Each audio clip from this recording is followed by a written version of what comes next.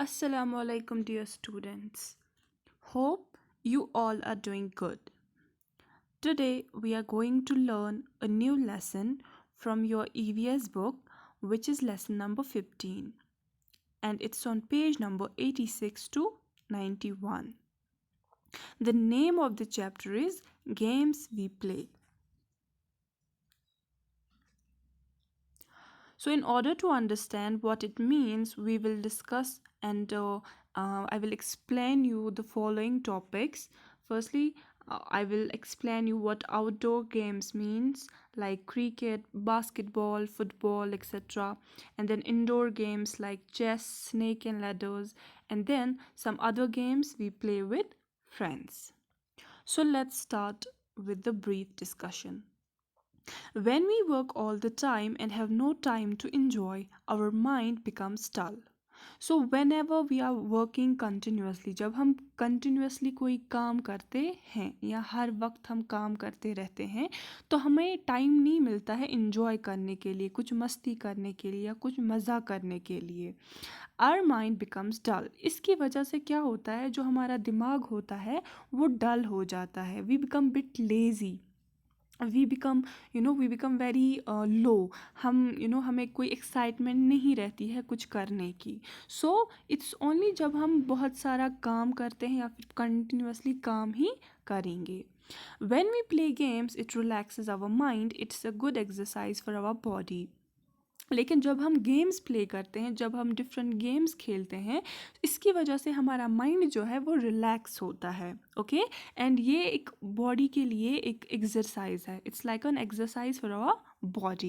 So for example, if you are continuously reading or you are learning or you are doing your homework for continuously 4 or 5 hours, तो आप थक जाते हो. 5-6 घंटे के बाद आप थक जाते हो. So at that time you feel very lazy, you feel very dull, you feel very low. But after that if you will play some game, उससे क्या होता है, यू जस्ट गेट फ्रेश. आप फ्रेश हो जाते हो, यू बिकम एक्टिव. आप relax करते हो, आपका माइंड रिलैक्स करता है, आपके माइंड में वो बोझ सा नहीं रहता है. So it's a sort of exercise for your mind and your body. We become fresh and active. So what happens when we play games? We become fresh and active.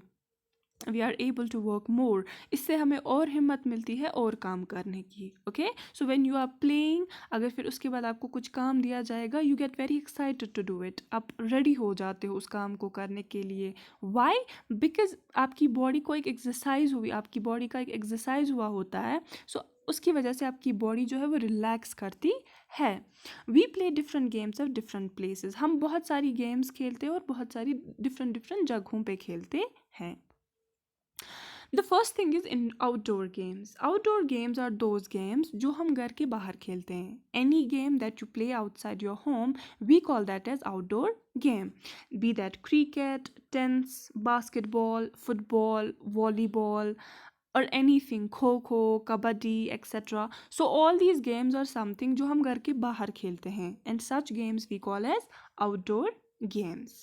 So outdoor games are the games that we play outside our house. The first one we will talk about is cricket. So cricket जो है वो हम घर के बाहर खेलते हैं. So it's an example of outdoor game. This is one of the most popular games in India.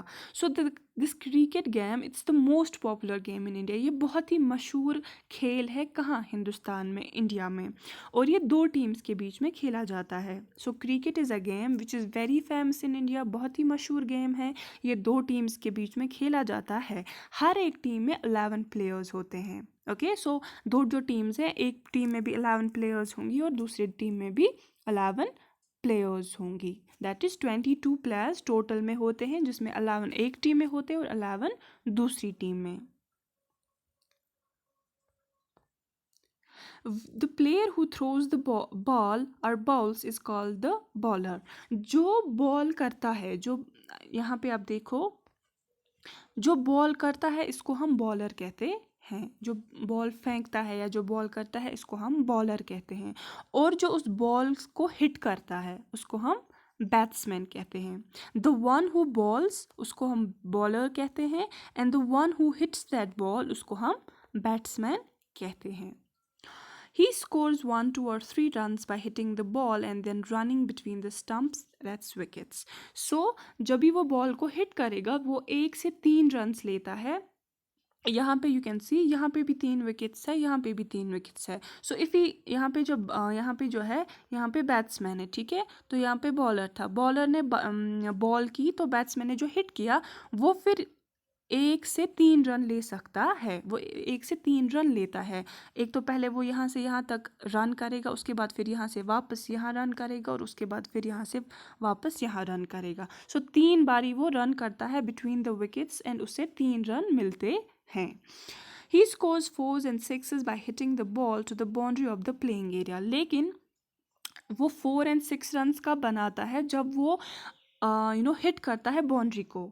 जो क्रिकेट फील्ड होता है it's like a round ground होता है, ठीक. सो अगर सेंटर में खेला जाता है, इफ़ द बॉल जो बॉल है अगर बॉल जो है इस बाउंड्री को टच करती है या इसके इस साइड चली जाएगी, इसको पार करेगी, दैट टाइम पे वो 4 होता है.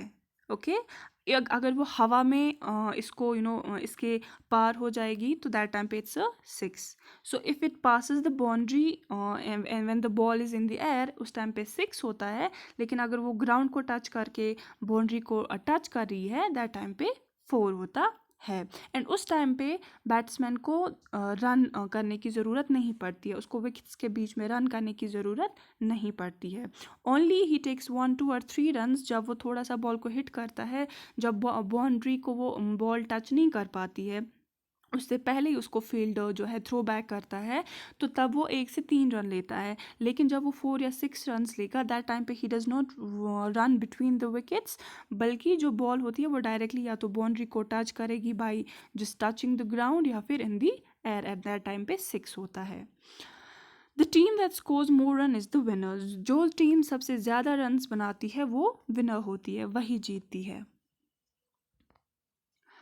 In the game of cricket, the cricket pitch lies in the center of the field. As I told you, जो राउंड एक फील्ड होता है, इसके सेंटर में खेला जाता है. इट्स नॉट कि इसके बॉर्डर पे खेला जाता है, बट सेंटर में जो एक पिच होता है वहीं पे खेला जाता है. एंड ये पिच जो है ये 22 यार्ड्स जो है लंबा होता है, दैट इज 66 फीट ये होता है. सो जो क्रिकेट है वो सेंटर फील्ड के सेंटर में खेला जाता है, पिच के फील्ड के सेंटर में यानी पिच पे खेला जाता है. एंड वो पिच 22 यार्ड्स लॉन्ग होता है, लंबा होता है, that 66 feet. The batsman stands eight one end of the pitch. So this if this is the ground, this is the pitch. यहाँ पे भी 3 विकेट्स है, यहाँ पे भी 3 विकेट्स है. सो यहाँ पे वो ऑपोजिट साइड्स में रहते हैं. यहाँ पे बैट्समैन अगर होगा तो बॉलर यहाँ से बॉल करेगा, अगर बैट्समैन यहाँ से होगा तो बॉलर यहाँ से बॉल करेगा. ओके. सो वन एंड पे उस पिच के वन एंड पे बैट्समैन होता है और दूसरे एंड से बॉलर बॉल करता है. After that is basketball. It's one of the most popular games in school. ये भी एक आउटडोर गेम है जो ज़्यादा मशहूर ज़्यादा कहाँ पे खेला जाता है, स्कूल्स में खेला जाता है. एंड इसमें ये भी 2 टीम्स के बीच में खेला जाता है, लेकिन हर एक टीम में 5-5 प्लेयर्स होते हैं. सो ये 2 टीम्स के बीच में खेला जाता है, हर एक टीम में 5-5 प्लेयर्स होते हैं, दैट इज़ टोटल में 10 प्लेयर्स होते हैं. Players score a basket goal when they put the ball in circular band called rim. So एक rim जो है ये नेट जो है, जब बास्केट इसमें डाली जाती है उस टाइम पे गोल होता है.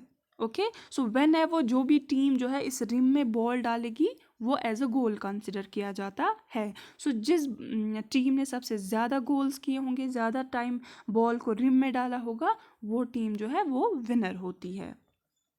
एंड ये रिम जो है फॉर एग्जांपल जैसे अगर ये एक basketball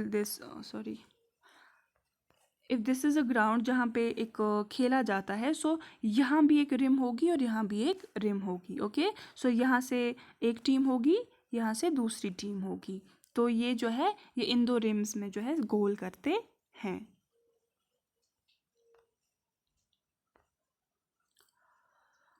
after that is football. The game is played by two teams on a rectangular field. ये एक रेक्टेंगुलर फील्ड पे खेला जाता है. दैट इज जिसके ऑपोजिट साइड्स जो होते हैं वो इक्वल होते हैं. So this and this side will be equal, this and this side will be equal. So this game is played on a rectangular field and it's also an example of outdoor game.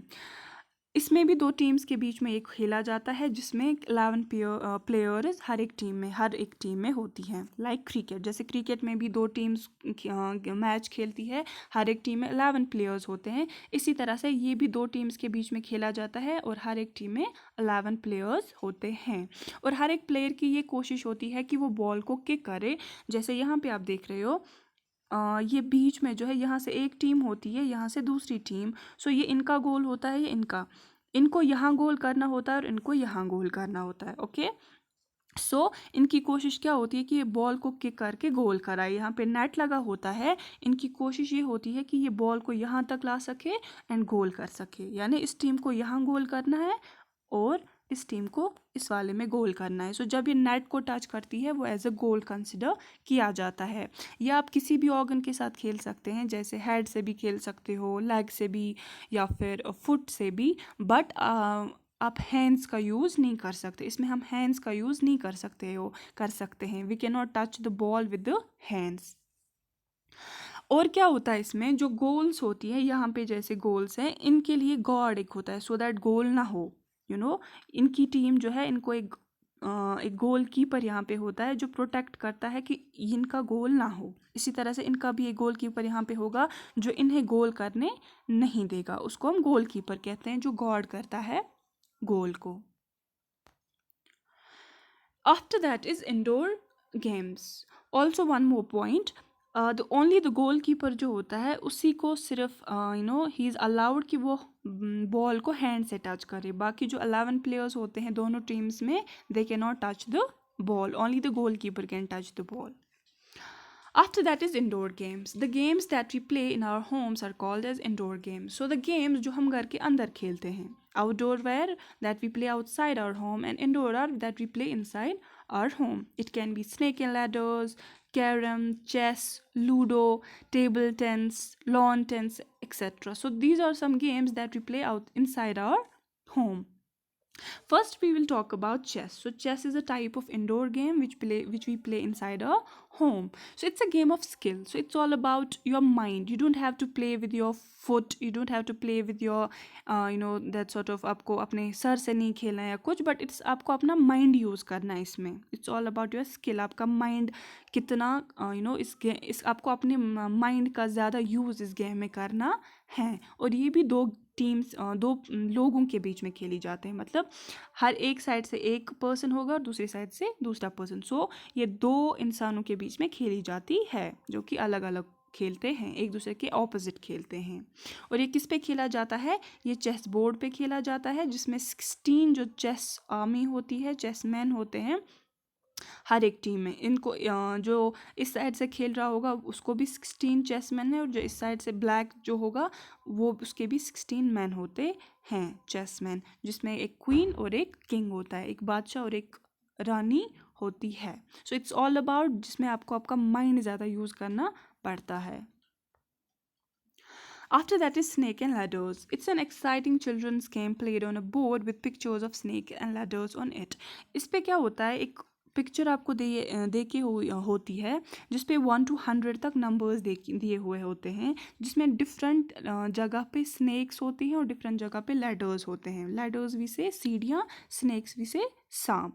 तो क्या करना होता है, आपके पास एक dice होती है जिसमें 1 to 6 जो है नंबर तक डॉट्स होते हैं. लाइक एक साइड से 1, दूसरे साइड से 2, तीसरे साइड से 3, फिर 4 डॉट्स, फिर नेक्स्ट साइड से 5 डॉट्स एंड नेक्स्ट साइड से 6. सो इस तरह से 6 साइड से 1 to 6 डॉट्स होते हैं.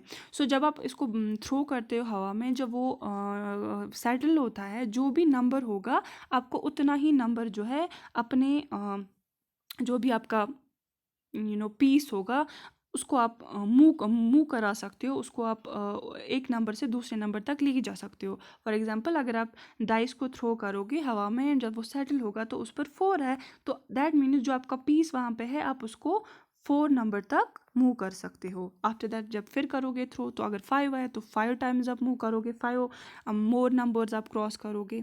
तो इसी तरह से जितना आप के डाइस पे नंबर्स जितना आता रहेगा फ्रॉम 1 to 6, उतना आप अपने इस पीस को मूव करते रहते हो फ्रॉम 1 नंबर टू 100।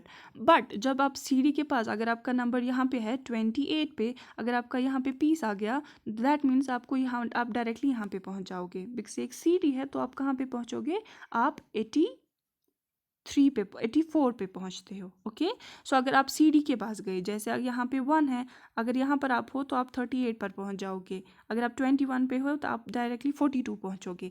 बट अगर आपका नंबर, आपका पीस जो है इस नंबर पे आया जहाँ पे स्नेक का हेड होता है, जैसे यहाँ पे 95 है या 98 है या फिर यहाँ पे 54 है, तो आप कहाँ पे पहुँचोगे, आपका जो पीस होगा जिसे आप मूव कर रहे हो, वो उस नंबर पे पहुंचेगा जहाँ पे उस स्नेक की टेल होगी। जैसे यहाँ पे इस स्नेक का जो हेड है वो 98 नंबर में है और उसकी टेल 79 में है। सो अगर आपका पीस जो है वो 98 पे है, तो दैट मीन्स वो कहाँ फिर शिफ्ट होगा, वो 79 पे शिफ्ट होगा। ओके, सो ये इसको डाउन खींचता है, इसको डाउन लेके आता है, जबकि जो लैडर्स है वो पीस को ऊपर ले जाते हैं। सो जब सबसे पहले जो 100 तक पहुंचेगा, सबसे पहले जो 100 पे पहुंचेगा, वही विनर होता है। इसी तरह से बाकी गेम्स जो है, जैसे हॉप स्क्वाड जो आप खेलते हो, जिसमें आप 10 स्क्वायर्स बनाते हो, then we throw some marble किसी भी स्क्वायर में, तो आपको फिर 1 से 10 तक आपको जाना होता है, हॉप करना होता है, जंप करना होता है विदाउट द स्क्वायर जिसमें आपका मार्बल या स्टोन होगा। इसी तरह से हाइड एंड सीक, जहाँ जिसमें आप, जिसको हम छुपन छुपाई कहते हैं, एक जो है बाकी सारी चोरी बैठते हैं और एक को उनको ढूंढना होता है। सिमिलरली मार्बल्स, जैसे कंचे जिनको हम कहते हैं, उन वो भी एक गेम है, उनके साथ खेलना भी एक गेम है। आफ्टर दैट इज 7 टाइल्स, जिसमें 7 स्टोन्स जो हम रखते हैं एक दूसरे के ऊपर। तो आपको क्या होता है, जब आप इसको बॉल को थ्रो करोगे तो ये गिर जाते हैं, तो आपको इनको फिर से इस पे एक दूसरे के ऊपर रखना है 7 टाइल्स को, लेकिन without getting hit by a ball. So hit होने से पहले ही आपको इन 7 टाइल्स को एक दूसरे के ऊपर रखना होता है। सो ये भी एक किस्म की गेम है। In our free time, we also enjoy drawing and painting, watching television and reading books. और क्या हम कर सकते हैं फ्री टाइम में, एक तो we just play different games, it can be indoor or it can be outdoor game. Also हम drawing भी करते हैं अपने फ्री टाइम में, हम पेंटिंग करते हैं, हम टेलीविज़न देखते हैं, कार्टून्स देखते हैं, या फिर इवन हम बुक्स रीड करते हैं, कोई स्टोरी बुक, कोई भी एनीथिंग, अपनी जो सब्जेक्ट आपकी कोई बुक होती है, आपकी क्लास की बुक, वो आप रीड करते हो। So that you do in your free time when you are free. So this was all about different games that we play, different types of games, that's outdoor games and indoor games, and कौन सी game कैसे खेली जाती है। I hope that's very much clear to you. Thank you and have a very nice day.